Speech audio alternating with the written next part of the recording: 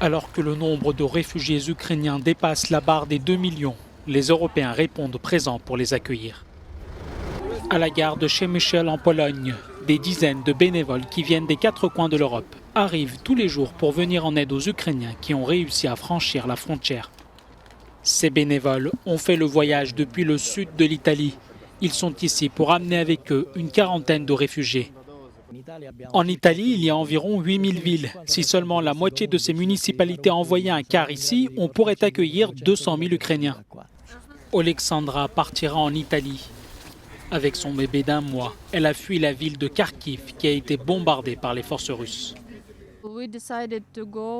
Nous avons décidé de partir parce que ce n'était plus sûr pour ma fille, pour mes parents et pour moi.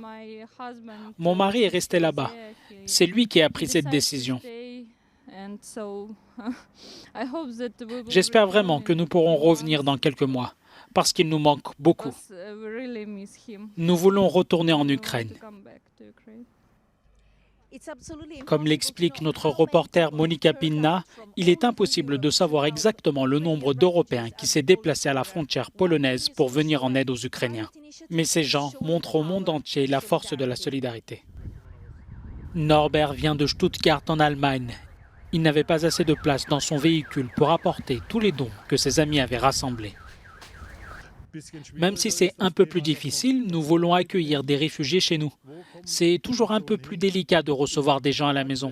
J'ai donc demandé autour de moi et j'ai reçu 5 réponses positives. On va donc pouvoir ramener avec nous quelques personnes. Il y a même des chats et des chiens. Elisaveta va partir en Allemagne, mais cela reste très difficile de tout quitter du jour au lendemain.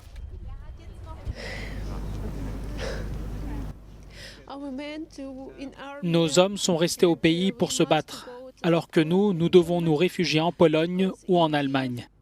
Je ne pouvais plus rester à Kiev, en Ukraine, parce que Vladimir Poutine est en train de tuer notre peuple. Il a tué des enfants, beaucoup d'enfants.